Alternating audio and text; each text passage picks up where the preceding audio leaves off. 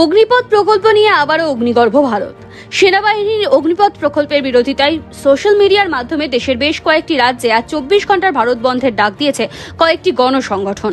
তাই সতর্কতামূলক ব্যবস্থা নিয়েছে বিভিন্ন রাজ্য প্রশাসন। বিহারের 17টি জেলায় বন্ধ করে দেওয়া হয়েছে ইন্টারনেট পরিষেবা। বিক্ষোভের আশঙ্কায় বিহারে আজ বন্ধ ট্রেন চলাচল। 35টি হোয়াটসঅ্যাপ গ্রুপ নিষিদ্ধ করেছে কেন্দ্রীয় সরকার। অগ্নিপথ প্রকল্প নিয়ে ভুয়ো খবর ছড়ানো এবং বিভ্রান্তি তৈরির অভিযোগে এখনো পর্যন্ত কমপক্ষে 10 জনের গ্রেফতারির খবর মিলেছে। তথ্য যাচাইয়ের জন্য ফ্যাক্ট চেকেরও ব্যবস্থা করেছে প্রেস ইনফরমেশন ব্যুরো। বাংলায় সে অর্থে হিংসাত্মক ঘটনা না ঘটলেও রবিবার বিভিন্ন জায়গায় চলেছে প্রতিবাদ বিক্ষোভ। হুগলি শ্রীরামপুর স্টেশনের কাছে জিটি রোডের উপর লেভেল ক্রসিং এ অবরোধ করেন চাকরি প্রার্থীরা।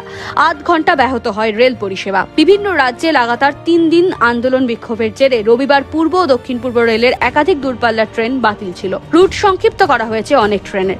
সোমবার দিনের বেলায় বিহারের কোনো ট্রেন চলবে না। সেনা নিয়োগের স্বল্পমেয়াদী প্রকল্প অগ্নিপথ ঘিরে গত কয়েকদিন ধরে অশান্তি চলে আসছে দেশের একাধিক রাজ্যে। বিশেষ করে বিহার, উত্তরপ্রদেশ, দিল্লি, রাজস্থান, হরিয়ানার মতো রাজ্যগুলিতেও আন্দোলন বিক্ষোভ হিংসাত্মক আকার ধারণ করে। ট্রেনে আগুন ধরানো থেকে রাস্তা অবরোধ ভাঙচুর কিছুই বাদ যায়নি। Bureau report, NBTV.